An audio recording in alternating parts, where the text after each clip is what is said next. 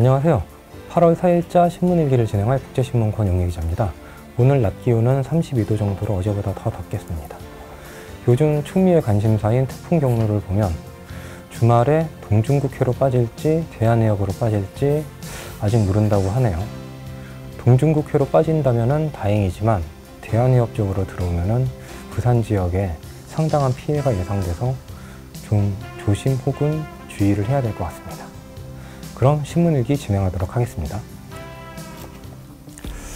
한 학교 교사 4명, 여고생 20명 성추행이라는 기사네요. 이런 학교 내 교사에 의한 성추행 기사는 하루가 멀다 하고 나오는데요. 어떤 일인지 한번 보겠습니다.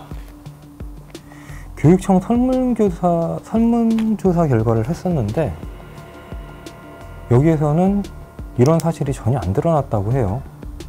그렇지만 한 학생이 경찰에다가 신고를 했다고 합니다. 경찰이 이제 조사에 들어가니까 이 선생님들 4분이 모두 성추행 혐의를 시인을 했다고 하니 사태가 상당히 심각했네요. 그렇지만 학교폭력 전담 경찰관은 전혀 인지를 못했다고 합니다. 같은 날 신문에 그 경남 한 여고에서 남자 교사가 교실에다가 그 360도 카메라를 설치해서 적발된 사건이 있습니다. 이 교사는 수업 태도 혹은 수업 내용을 분석하기 위해서 카메라를 몰래 설치했다고 하는데요. 이 학교는 따로 탈의실이 없어서 체육시간이면 교실에서 옷을 입고 벗어야 했다고 합니다.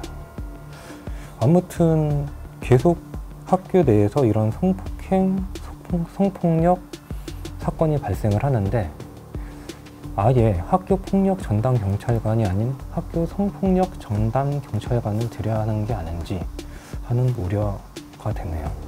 그럼 다음 기사 한번 보겠습니다. 최대 17시간 경무, 다쳐도 다들 쉬시.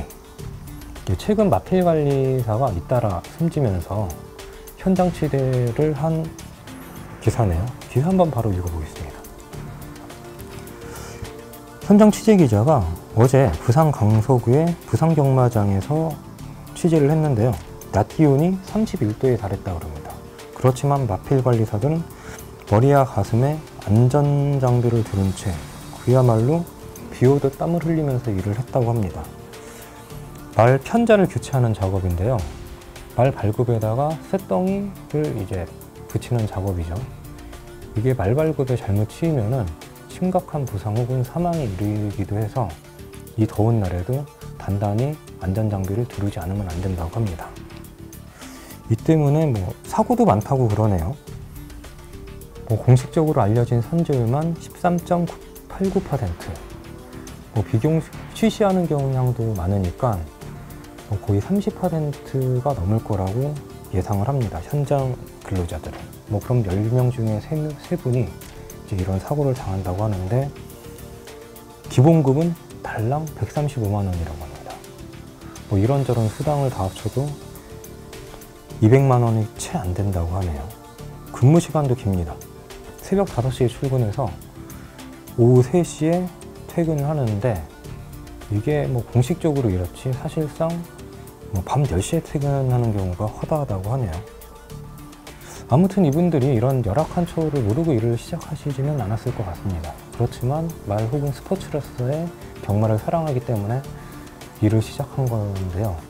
열정을 착취할 게 아니라 혜택을 줘야 되지 않을까 생각이 드네요. 지난해 마사회 영업이익이 2,040억 원이었다고 해요. 이거를 좀 돌려줘야 되지 않을까 싶네요. 그럼 다음 기사 한번 보겠습니다. 명지지구 2단계 그린벨트 해제. 명지 신도시의 그린벨트가 해제돼서 새로운 신도시가 또 생긴다고 합니다. 기사 한번 바로 보겠습니다. 서부 상권 핵심 신도시로 조성되는 부산 진해경제자유구역 명지지구 2단계 개발 제한구역이 해제됐다. 이에 따라 국제신도시 조성사업이 본격화할 것으로 예상된다. 2023년까지 개발이 완료되면 25,000명이 상주하는 신도시로 탈바꿈한다고 합니다. 좋은 소식이긴 하지만 전날 기사에서 녹산 산단의 근로자가 10%가량 매년 감소했다고 그러네요. 이게 산단이 쇠퇴하다 보니까 이런 일이 발생을 하는데요. 명지 신도시가 사실 녹산 산단에 일하시는 근로자들의 주거 목적으로 조성된 곳입니다.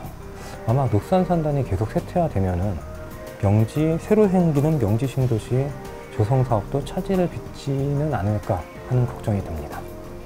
지금까지 국제신문권 용기 기자였습니다. 고맙습니다.